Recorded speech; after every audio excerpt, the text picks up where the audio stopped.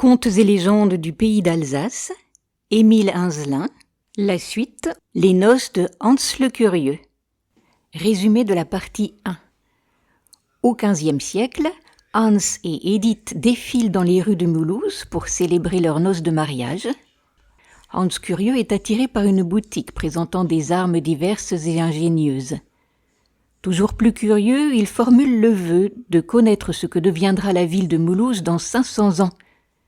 Et mystérieusement le voilà projeté dans l'avenir, au même lieu que la noce, mais entouré de personnes qu'il ne connaît pas. En effet, l'époque a changé et nous sommes au XXe siècle. Plutôt bien accueilli par les différentes personnes qu'il rencontre sur son chemin, il se retrouve cependant devant un psychiatre qui perçoit chez Hans une grande sincérité ainsi qu'une très bonne connaissance de l'histoire. Ce docteur décide d'aider Hans et entreprend d'adresser un courrier à son ami historien. J'ai dans mon cabinet un sujet rare. C'est un brave homme qui semble âgé d'une trentaine d'années et qui prétend être né il y a 500 ans. Il est vêtu d'un costume très ancien. Il m'a fait voir dans sa bourse des pièces du XVe siècle. Sur le vieux Mulhouse, sa mémoire abonde en vues excellentes, mais de ce qui touche aux temps actuels, il ignore tout. Hypermnésie d'un côté, amnésie de l'autre.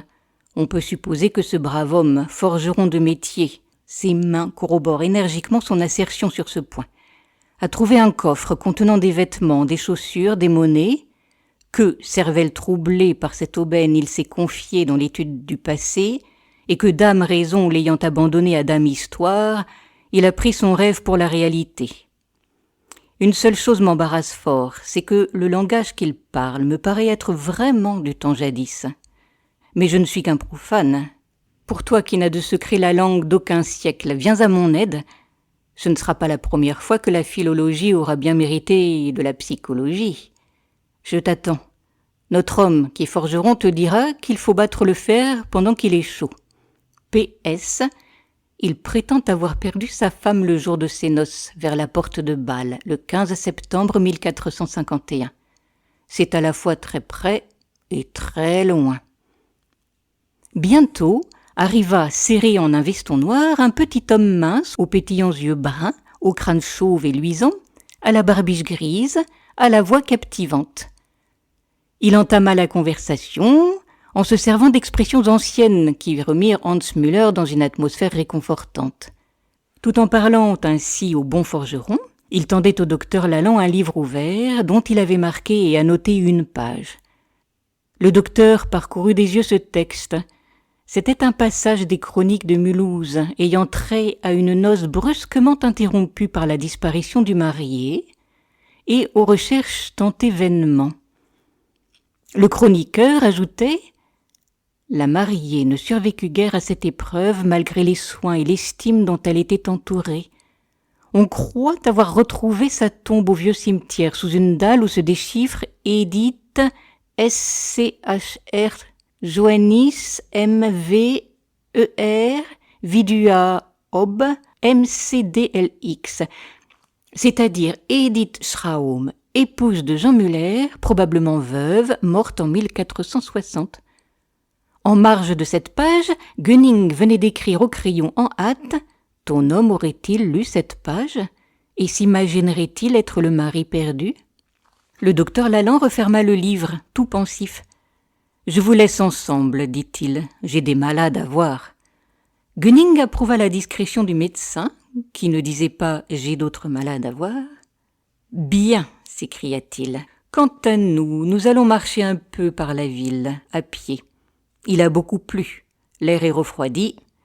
Fais donner à notre compagnon un manteau léger. » Drapé dans un manteau neuf qui dissimulait ses habits surannés, le forgeron avait bon air. Chemin faisant avec une sûreté qui remplissait d'admiration l'historien, il décrivait le vieux Mulhouse. Il racontait la bataille de 1437, où la cité repoussa une attaque aux Armagnacs. Il y ajoutait avec orgueil que tout de suite après, la même cité avait chassé les nobles pour devenir une république. Cet esprit d'indépendance était dans le sang même de la race. Hans Müller récitait par cœur quelques mots de la vieille charte dans laquelle Adolphe de Nassau octroyait aux citoyens les plus extraordinaires privilèges. Aucun d'eux, même accusé de meurtre, ne peut être arrêté dans sa maison. Il peut s'enfermer chez lui et se contenter de répondre au juge par la fenêtre. S'il est condamné, il peut mettre ordre à ses affaires, puis quitter la ville, à condition d'échapper à la vengeance des parents ou des amis de sa victime. Aucun citoyen ne doit être convoqué devant un juge étranger. Tout bien dont un citoyen prouve la possession annuelle est sa propriété. Quand il prononçait ces phrases superbes en vieux langage, le bon forgeron avait une sorte de majesté civique.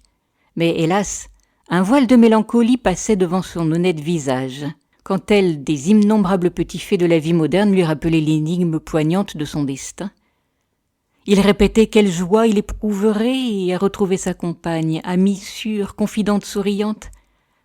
Puis soudain, le sifflement de quelques locomotives ou l'ombre de quelque haute cheminée d'usine le tirait de sa rêverie.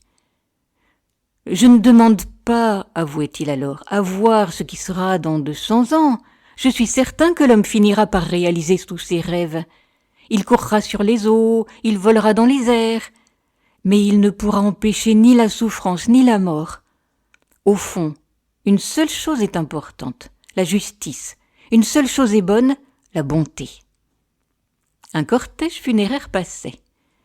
L'historien ôta son chapeau. Le forgeron fit un signe de croix. « Oui, reprit-il, le bonheur, c'est d'aimer une bonne créature et d'être aimé d'elle. J'ai commis une faute grave envers Édith. J'aurais dû ne penser qu'à elle, surtout dans un pareil jour. » Les deux hommes, en conversant ainsi, étaient arrivés près du vieux cimetière. L'historien guida son compagnon sans l'avertir de rien, vers l'endroit où se trouvait la tombe dont parlait la vieille chronique.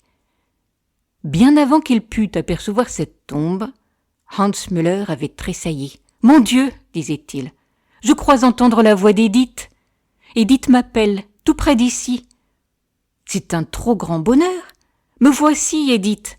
Son visage rayonnait d'une telle félicité que l'historien le contempla avec tendresse, presque avec envie. D'un seul élan, Hans Müller courut vers la tombe, s'agenouilla, baisa les débris de la dalle à l'endroit où se lisait le nom d'Édith, et demeura plongé en extase.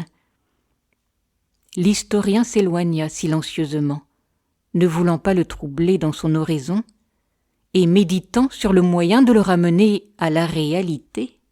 Au bout de quelques pas, tournant la tête, il fut stupéfait de voir que le cimetière était désert. Devant la dalle brisée, il n'y avait plus que le manteau prêté par le docteur Lalande. L'homme avait disparu. Maintes fois l'historien et le docteur parlèrent de cette disparition.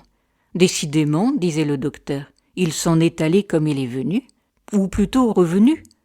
Eh, quoi, admets-tu que nous ayons conversé ici même avec un de nos compatriotes du XVe siècle ? C'était un brave homme, assurément, mais qui avait perdu la boussole. Oh, la boussole, c'était peut-être pas en grand usage de son temps. D'ailleurs, la ligne de démarcation est si peu sensible entre la folie et la raison, entre l'état de veille et le sommeil, entre la santé et la maladie. Et puis, réellement, le temps existe-t-il ? Un de nos grands philosophes a bien nié l'existence de l'espace. Que voilà des propos ironiques. Avoue au moins qu'il y a une chose incontestable et sans limite. Quelle est-elle, docteur de mon âme ? Historien de mon cœur, c'est la curiosité. À bientôt pour de nouvelles aventures. Si cet audio vous a plu, merci de cliquer sur le pouce. Vous pouvez retrouver Histoire et Poésie sur ma chaîne Entendre lire.